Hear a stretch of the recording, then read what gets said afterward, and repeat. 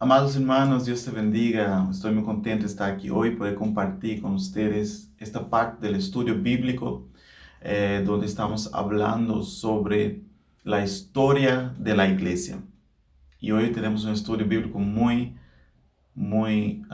importante para nuestras vidas. Y yo creo que va a ser de gran bendición para tu vida también. Y vamos a empezar primero con una oración en este momento. Padre, te agradecemos, oh Dios, por tu amor, tu misericordia. Te agradecemos por esta oportunidad de estar aquí nuevamente juntos, Señor, y poder aprender de tu palabra, aprender de la historia de la iglesia, este proyecto que tú empezaste, que tú tenías en tu corazón antes de la fundación del mundo, y podemos aprender de todo lo que has hecho por todos estos años, oh Dios. Gracias por tu amor, gracias por tu bondad. Te alabamos, te glorificamos en el nombre de Cristo Jesús. Amén.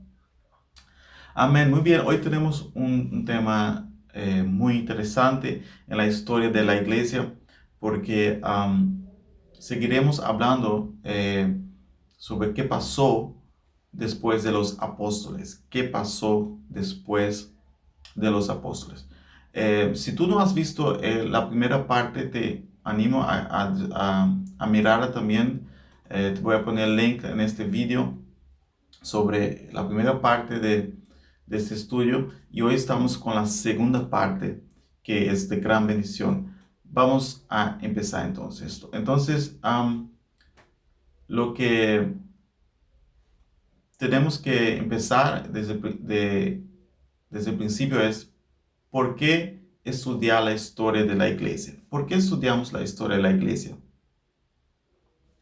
Primero, porque entendemos cómo llegó el Evangelio hasta nosotros hoy en el siglo XXI, cómo ha llegado el Evangelio a nosotros. Entendemos esta parte. Aprendemos de nuestros hermanos, cómo ellos vivieron en el pasado, qué luchas pasaron ellos, qué lucha pasó la iglesia en el pasado, ah, cómo funcionaron en el pasado. Y así podemos aprender lecciones que podemos aplicar también en nuestras vidas hoy. Muchos dilemas que la iglesia se encuentra en la actualidad son repeticiones de cosas que pasó en el pasado, por lo cual si aprendemos de la historia de la iglesia, tenemos un conocimiento que nos ayuda a superar dilemas que estamos pasando hoy en día como iglesia.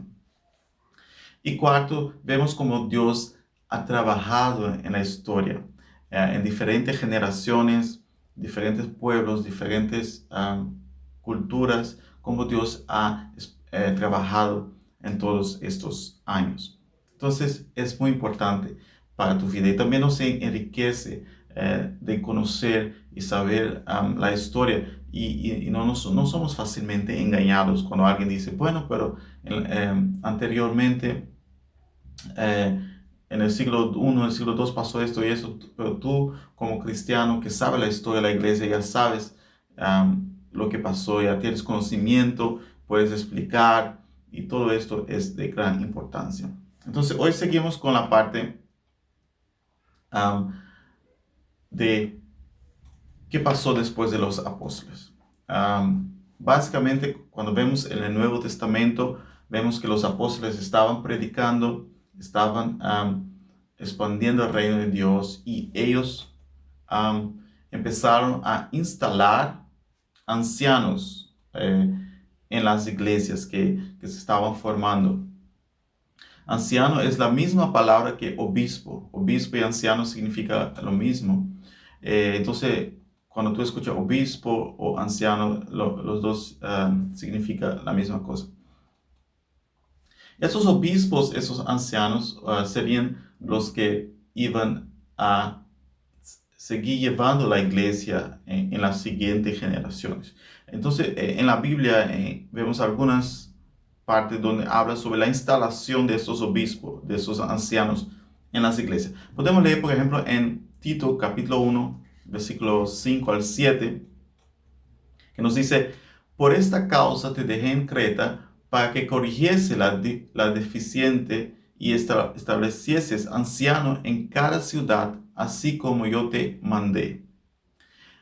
El que fuere irreprensible, marido de una sola mujer, y tenga hijos creyentes, que no esté acusados de disolución ni de rebeldía, porque es necesario que el obispo sea irreprensible como administrador de Dios, no soberbio, no iracundo, no dado al vino, no pendenciero, no codicioso de ganancias deshonestas.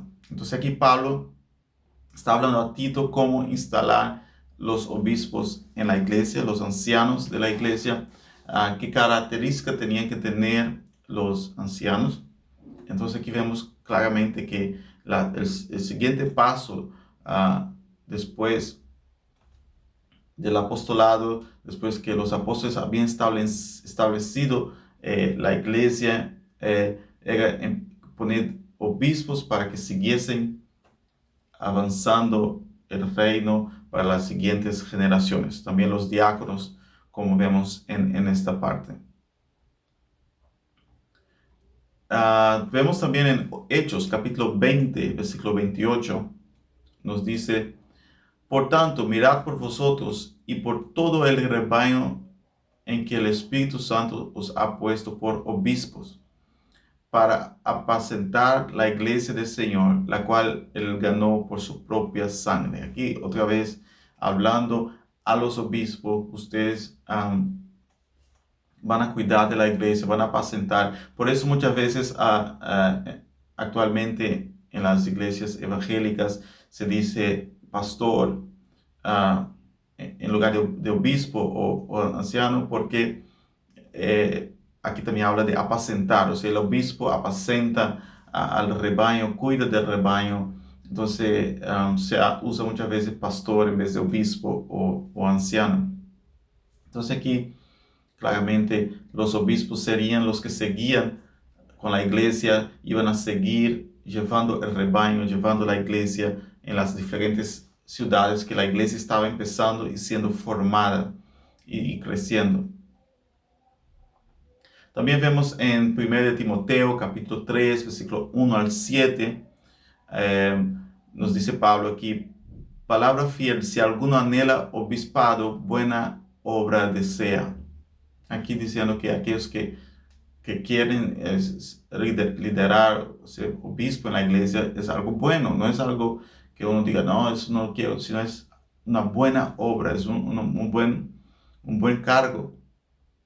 Y él dice aquí las características del obispo: pero es necesario que el obispo sea irreprensible, marido de una sola mujer, sobrio, prudente, decoroso, hospedador, apto para enseñar, no dado al vino, no pendenciero, no codicioso de ganancias deshonestas, sino amable, apacible, no avaro, que gobierne bien su casa, que tenga a sus hijos en sujeción en toda honestidad, pues el que no sabe gobernar su propia casa, ¿cómo cuidará de la iglesia de Dios?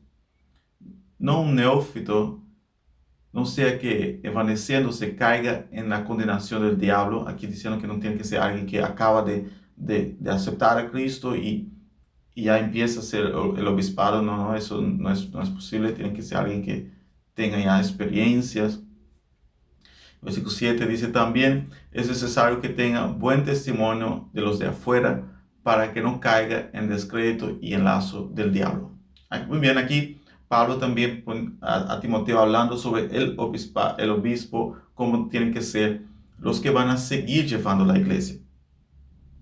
Entonces vemos, Jesús vino del cielo, empezó la iglesia, él encargó a sus apóstoles para fundar la iglesia, para establecer la iglesia, y luego los apóstoles siguen. Entonces, después que la iglesia está establecida, la verdad del evangelio es conocida, lo que vimos la semana pasada, 1 Corintios 15, como ahí está establecido que es el evangelio. Pablo trae la revelación de que el evangelio no es solo para los judíos, sino que para todo el mundo, que ya todo el mundo puede venir a Cristo, y todo esto está establecido por los apóstoles. Ahora los apóstoles empiezan a poner obispos en la iglesia, ancianos en la iglesia, para cuidar de la iglesia. Eso es muy importante para ver ese contexto, para ver lo que sigue después que los apóstoles ya no están con nosotros en este mundo, cómo sigue funcionando la iglesia. Vemos también en 1 de Pedro capítulo 5, versículo 1 al 4, nos dice Pedro aquí: ruego a los ancianos que estén entre vosotros, yo anciano también como con ellos, y testigo de los padecimientos de Cristo, que soy también participante de la gloria que será revelada. Apacentad la grey de Dios que está entre vosotros, cuidando de ella, no por fuerza, sino voluntariamente, no por ganancia deshonesta, sino con ánimo pronto, no como teniendo señorío sobre los que están en vuestro cuidado, sino siendo ejemplos de la grey. Y cuando aparezca el príncipe de los pastores, vosotros recibiréis la corona incorruptible de gloria. Amén. Aquí Pedro también hablando a los ancianos, a los obispos. Y aquí otra vez él usa se ve la palabra de grey, de cuido de la oveja, de pastor. Entonces, por eso muchos hoy en día, principalmente en el medio evangélico, a los obispos se le llama también pastor. Muy bien, entonces es un poco del contexto bíblico lo que se estaba formando después de los apóstoles. Los apóstoles empiezan a poner entonces a obispos, a ancianos para cuidar de la iglesia, los ancianos y los diáconos. Muy bien, ahora vamos a ver un poco sobre el tiempo después de los apóstoles. En esta tabla que usted ve en tu pantalla, aquí vemos los años y las personas que vivieron en esos años, y estaremos hablando un poco sobre esto en esta oportunidad. Vemos que Pedro estuvo hasta más o menos el año 64, Santiago hasta el año más o menos 44, Pablo hasta el año 64 también. Juan fue, como vimos la semana pasada, el apóstol que más estuvo aquí con nosotros en la tierra. Estuvo hasta el año 100 más o menos. Y entonces después de Juan ya no quedaba más apóstoles en vida. Hoy estaremos hablando un poco sobre Clemente de Roma, Ignacio y Policarpio. Y entonces, ¿qué vamos a ver aquí?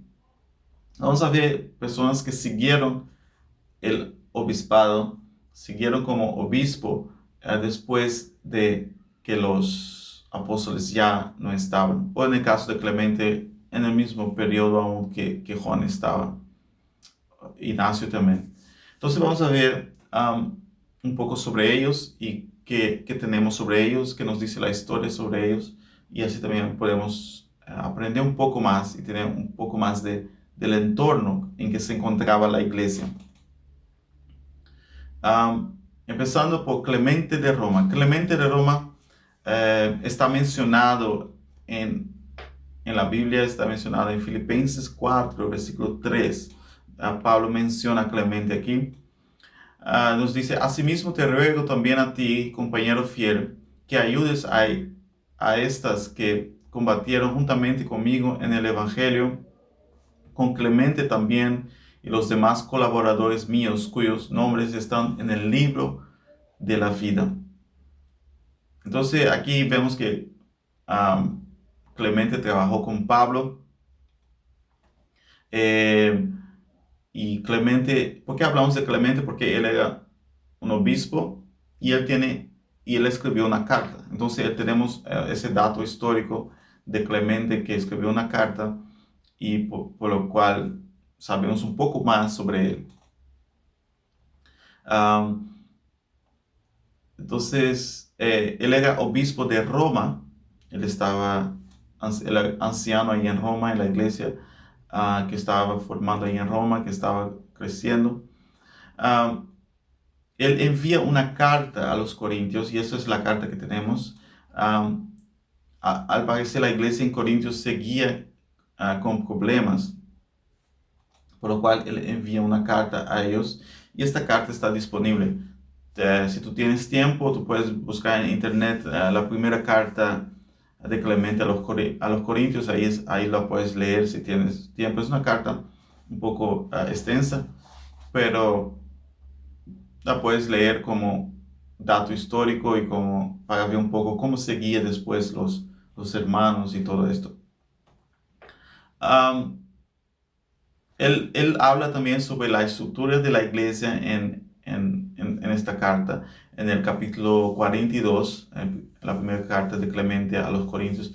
Él dice lo siguiente: los apóstoles nos evangelizaron en el nombre del Señor Jesucristo, Jesucristo en nombre de Dios, porque Cristo fue enviado por Dios y los apóstoles por Cristo, y lo uno y lo otro se hizo ordenadamente por la voluntad de Dios. Así pues, habiendo recibido sus encargos, convencidos ciertamente por la resurrección de nuestro Señor Jesucristo, y confirmado en la fe por la palabra de Dios, con la plenitud del Espíritu Santo y con toda seguridad, se diseminaron anunciando que iba a llegar el reino de Dios. Predicando pues por las regiones y las ciudades, habiendo obtenido sus primicias por el Espíritu, instituyeron obispos y diáconos para aquellos que debían creer. Ni esto se hizo como cosa nueva. Mucho tiempo antes se había escrito ya de los obispos y los diáconos. Dice pues así la escritura en algún lugar: construiré obispos de ellos en la justicia y diáconos de ellos en la fe. Muy bien, entonces aquí a Clemente menciona que un poco sobre la estructura de la iglesia. Cristo vino del Padre, los apóstoles fueron enviados por Cristo y los apóstoles entonces establecen y ponen obispos y diáconos en las iglesias. Aquí la orden histórica de cómo seguiría la iglesia, cómo empezó y cómo estaba siguiendo. Aparentemente en la iglesia de Corinto había habido un problema donde ellos sacaron los obispos que estaban, los que Pablo y los apóstoles habían puesto, y pusieron otros obispos. Por lo cual, algunos de los hermanos en Corintios mandaron esta carta, pidieron a Clemente en Roma como un obispo, un anciano ya con mucha experiencia, con muchos años en el Evangelio, que también estuvo con Juan y Pablo, para que comentara sobre esa situación y guiar a la iglesia en este caso en lo que estaba pasando. Por lo cual él empieza a decir, poner el orden y habla que los obispos estaban en las escrituras, seguían los que se querían con la iglesia. Y luego él dice del problema, él habla un poco sobre este problema que estaba ahí. En el capítulo 47 de la primera carta de Clemente a Corintios, el capítulo 47 dice: cosa fea es, queridos, cosa muy fea e indigna de una sociedad cristiana, el oír que la fuertísima y antigua iglesia de Corintios, por motivo de unos hombres cualesquiera, haya promovido sedición contra sus presbíteros. O sea, presbíteros es los ancianos. Y la noticia de esto no solo ha llegado hasta nosotros, sino también hasta aquellos que están lejos de nosotros por su fe y por sus opiniones. De modo que por vuestras imprudencias hasta es blasfemado el nombre de Dios y aún se crea para vosotros un grave peligro. Aquí les muestra que ha habido cambios en el presbiterio. La iglesia un grupo de la iglesia fue contra el presbiterio, contra los ancianos, causó discordia, la gente estaba triste, los cristianos, y él dice que hasta los que no creen blasfeman el nombre de Dios, porque dice: mira esos cristianos ahí peleando entre sí y sacando el liderazgo, poniendo otros y todo esto. Aquí vemos claramente algo que podemos también aprender de la historia, cosas que aún pasan hoy en día y que tenemos que tener mucho cuidado cuando se trata del presbiterio, cuando se trata del liderazgo de la iglesia. Entonces aquí Clemente respondiendo a estas preguntas, respondiendo a ese problema que estaba pasando allá en Corintios. La iglesia de Corintios seguía con sus problemas, seguía una iglesia difícil, pero Clemente dice aquí que era fuerte y antigua y tenía ya muchos años establecida, que es una pena que eso estuviera pasando allá. Muy bien, entonces eso es un poco sobre Clemente. Luego tenemos también a Ignacio. Ignacio vivió hasta los años 107. Él fue discípulo del apóstol Juan y él era obispo de Antioquía. Él era el anciano ahí entonces en Antioquía, en Siria.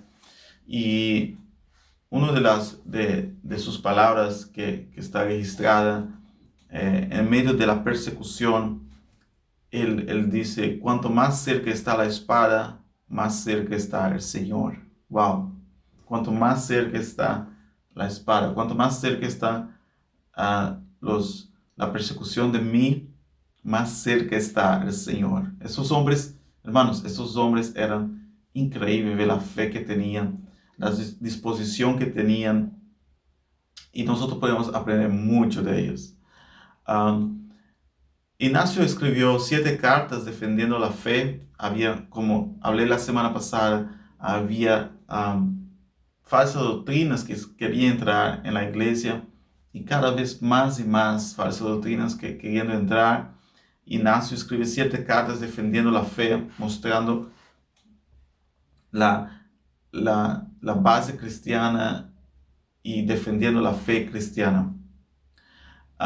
Él fue detenido y llevado a Roma para ser martirizado y fue echado a los leones. Fue muerto por los leones allá en Roma. Como ustedes saben, ellos echaban gente para que los leones comieran, y era todo un espectáculo, y muchos cristianos murieron de esta forma. O sea que Ignacio también fue un mártir de la fe. Él también tenía una alta estima para lo que era el cargo del obispo, de los obispos de la iglesia. Siempre pedía también que la gente respetara a sus obispos, que escuchara. Y bueno, fue alguien que también confirmaba la siguiente fase de la iglesia, que era los ancianos, los obispos. Tenemos también a Policarpo de Esmirna. Esmirna es una ciudad en Turquía hoy en día. En aquel tiempo era todo parte del Imperio Romano, y Policarpo escribió una epístola a los filipenses. La iglesia parecía que necesitaba disciplina, y él escribe. Y con la epístola de los filipenses, él también ataca mucho a las herejías que había en aquel tiempo, a falsas doctrinas. En el capítulo 7 de su carta a Esmirna, él escribe, él exhorta a los filipenses a rechazar varias doctrinas heréticas. Por ejemplo, ataca a docetismo, la creencia de que Jesús no apareció en la tierra en carne. O sea, algunos grupos decían, bueno, Jesús estaba aquí en la tierra, pero no era realmente un cuerpo humano, era alguien que apareció. Las personas lo podían ver, pero no tenía cuerpo humano de carne y huesos. Eso se llamaba docetismo, y esa falsa doctrina estaba entrando, o esas herejías estaban entrando en medio de la iglesia, y el Policarpio escribe aquí atacando esto. Cosas que vemos también hoy en día. Mucha gente piensa que viene con algo y dice, bueno, esto es algo nuevo, que Jesús no fue así, Jesús fue de otra forma, no era cuerpo de verdad, sino aparecía como una persona. Todo eso ya en el principio de la iglesia, ya esas herejías ya querían entrar, esas falsas enseñanzas ya querían estar ahí. Pero gloria a Dios. Y hermanos, cuando estudiamos la historia, aprendemos esto, que Dios siempre levanta hombres para luchar contra esas falsas doctrinas y la iglesia prevalece firme en la palabra, prevalece firme en la enseñanza de los apóstoles. Entonces, él ataca esas creencias que se llama docetismo, que Jesús no apareció en carne, sino que fue simplemente una visión de él. Él cita la primera epístola de Juan, donde Juan habla sobre eso. Juan dice, porque el que no confiesa que Jesucristo ha venido en carne es anticristo. Primera de Juan 4:3. También ataca a personas no identificadas que afirman que no hay resurrección ni juicio, llamándolos el primogénito de Satanás. Él ataca muy fuerte y dice, ustedes son el primogénito de Satanás. Los que dicen que no hay resurrección ni que hay un juicio para venir. Entonces, claramente aquí Policarpio defendiendo las doctrinas de los apóstoles, rechazando las herejías, escribiendo cartas para rechazar todo tipo de herejía que venía. Policarpio, después de huir de los romanos iban tras de él para condenarlo. Al final dejó de huir y fue atrapado por los soldados romanos. Dijo en su juicio él dijo, llevo 86 años sirviéndole y ningún mal me ha hecho. ¿Cómo he de maldecir a mi rey que me salvó? Llevo 86 años sirviéndole y ningún mal me ha hecho. ¿Cómo he de maldecir a mi rey que me salvó? Wow, tremendas palabras.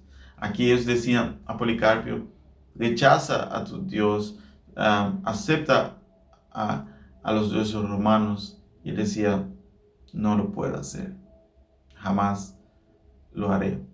Y al final fue echado al fuego. Yo he visto que hay una película de Policarpio. Policarpio no la he visto completa todavía, pero voy a poner el link aquí. Y si tú quieres verla después, puedes mirarla. Que también es, no sé 100% si, tú sabes, en la película siempre ellos ponen cosas extras, pero es una película interesante para ver y aparece esos detalles también en la película. Entonces, eso es un poco de Policarpo de Esmirna.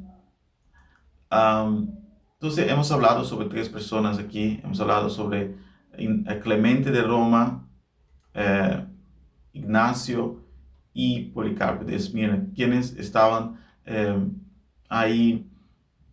Bueno, Policarpio llegó hasta el año 155. Entonces, ¿qué pasó aquí en la iglesia? Tenemos que la iglesia empezó a expandir. Un poco sobre la iglesia en general, la iglesia estaba expandiendo. Es difícil calcular la cantidad de personas realmente que estaba llegando en el primer siglo de cristianos, pero podemos ver que en Asia, después de la destrucción de Jerusalén, como vimos la semana pasada, hablamos un poco sobre esto. En el año 70 Jerusalén fue destruida, pero luego, después de un tiempo, empezó a haber construcción otra vez en Jerusalén y los cristianos volvieron.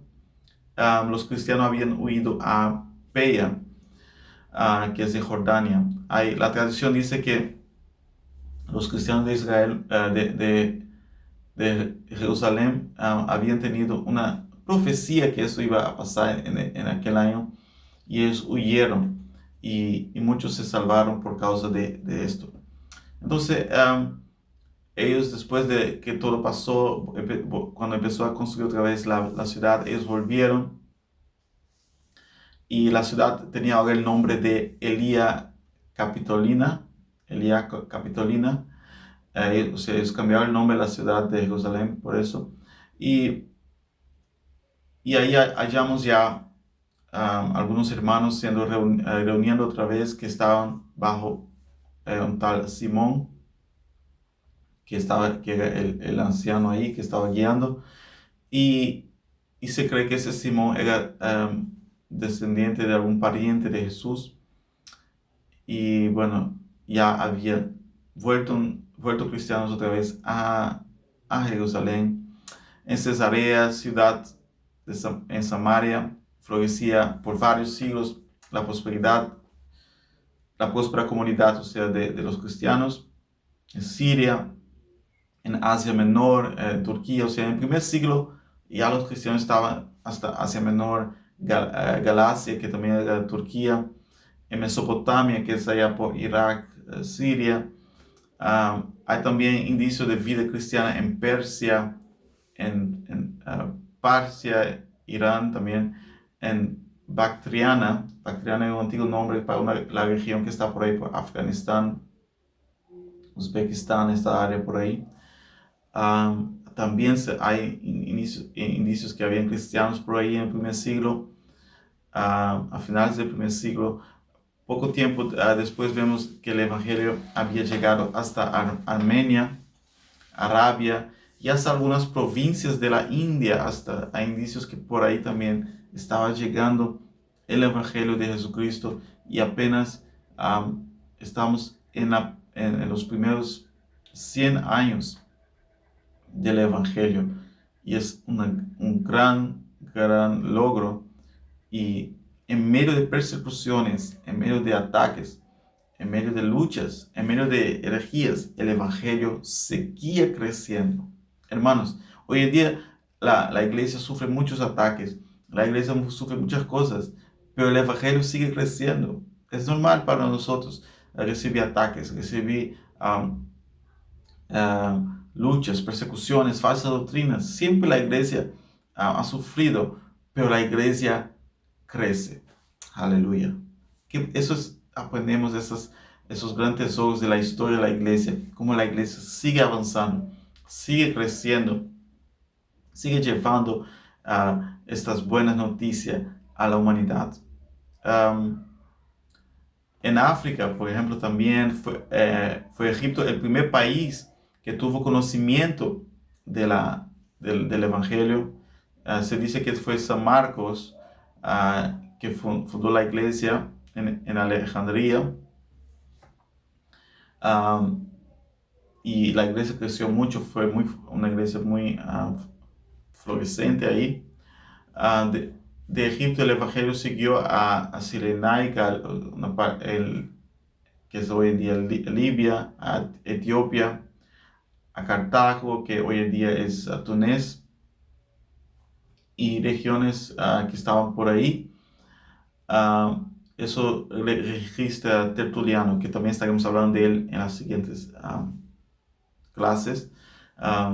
Él habla sobre esta parte de crecimiento cristiano por todo eso. Los paganos llegaron a alarmarse al ver cuán rápidamente ganaba el prosélito en todas las clases sociales, tanto en los centros de población como en el campo. Entonces la gente estaba como asustada, cómo crecía la iglesia, cómo crecía la creencia, el cristianismo. En Europa, por ejemplo, las persecuciones de Nero, de Domiciano, que eran emperadores romanos, favorecieron indirectamente la propagación del Evangelio, porque los cristianos huían de Roma buscando asilos en otras partes, y donde llegaban también proclamaban el Evangelio de Jesucristo. En Italia las congregaciones eran innumerables, en España había iglesias, en Francia estaba llegando la iglesia. Sabemos que había iglesias, pues ya en el año 177 se levantó una violenta persecución contra los hermanos de Lyon en Viena. En Alemania y Bretaña hayan cristianos a mediados del segundo siglo. ¡Wow! ¡Cuán grande expansión! ¡Cuán rápido se estaba creciendo el cristianismo! También en las regiones donde empezó, donde los apóstoles habían trabajado, también estaban siguiendo avanzando el cristianismo. Vemos en Atenas, en Filipos, Tesalónica, Esmirna, etc. Vemos que la iglesia está bajo gran ataque, pero la iglesia seguía avanzando. Hermanos, no importa los ataques que vienen a nuestras vidas, la iglesia de Jesús seguirá siempre avanzando. Porque el que la empezó es Él. El que la vino a fundar fue Él. Él puso sus apóstoles. Sus apóstoles proclamaron esta verdad, documentaron esta verdad. Y los obispos siguieron avanzando, guiando el pueblo de Dios hacia el crecimiento, hacia el avance, en medio de muchas luchas, de muchas lágrimas, en medio de llantos, de personas que eran martirizadas por el amor al Evangelio. Pero la iglesia seguía y sigue avanzando. Por eso, al estudiar la historia de la iglesia, nosotros recibimos fuerza, aprecio para el Evangelio que tenemos, aprecio para la palabra de Dios, aprecio porque no fue fácil que llegase a nosotros. Muchos derramaron su sangre llevando la palabra de Dios hacia adelante. Aleluya. No lo tengamos como algo que no merece nuestro tiempo, nuestra atención. La palabra de Dios, el Evangelio, merece lo mejor de nosotros. Eso aprendemos y somos conscientes al ver la historia de todo lo que ha pasado. En conclusión, hermanos, ha transcurrido un solo poco más de medio siglo desde que los discípulos recibieron esta misión de Cristo de llevar el Evangelio. Estamos ya entrando en el segundo siglo. Hemos visto los primeros combatientes cristianos que ya descansan de su trabajo, los apóstoles que ya se fueron a estar con Cristo. Ahora vemos a las siguientes generaciones, vemos a hombres como Clemente, Ignacio, Policarpo, defendiendo la fe cristiana, y la iglesia creciendo como nunca, avanzando, y seguían creyendo en su corazón que es este mensaje que puede cambiar vidas. Este mensaje es poderoso y no puede parar. Así que, hermanos, el mensaje del Evangelio de Cristo Jesús no puede parar. Nosotros, mirando hacia atrás, viendo este trabajo de esos hombres de Dios, nos fortalece y nos da fuerza para seguir avanzando, para seguir luchando. Hombres que estaban dispuestos a entrar en Coloseos y ser devorados por leones por amor a Cristo. Hombres que no temían el fuego, que le echaron en fuego por amor a Cristo. Hay una parte muy interesante aquí en lo que es el Policarpo, porque el Policarpo, por ejemplo, ellos lo echaron a fuego y parecía que el fuego no le estaba quemando como ellos querían, y ellos le metieron una espada en su cuerpo para que muriese. Hombres que estaban tan llenos de fuego del Espíritu Santo, hombres que querían ver la iglesia avanzando y no tenían miedo de entregar sus vidas por el amor a este Evangelio. Hermanos, tenemos con nosotros algo muy valioso, el Evangelio de Jesucristo. Muchos entregaron sus vidas combatiendo la batalla de la fe para que nosotros hoy pudiésemos tener el Evangelio, pudiésemos tener una doctrina sana, y no les importó sufrir muertes dolorosas por amor a este Evangelio. Así que, hermanos, con estos estudios nosotros estaremos aprendiendo más y más sobre la historia de la iglesia, creciendo, fortaleciendo en fe, creciendo en conocimiento y avanzando el reino de Dios. Dios te bendiga. Muy contento de que estuvieses aquí con nosotros. Comparte este video con tus amigos, tus familias. Seguiremos estudiando esta parte la siguiente semana y va a ser de gran bendición. Estaremos viendo cosas grandes que Dios hizo por medio de hombres en el pasado y, y aprendiendo nuestras raíces. Es tu raíz, mi raíz, la historia de la iglesia, es nuestras raíces, de dónde venimos, cómo fue formado todo esto, cómo llegó hasta hoy en el siglo XXI. Dios te bendiga.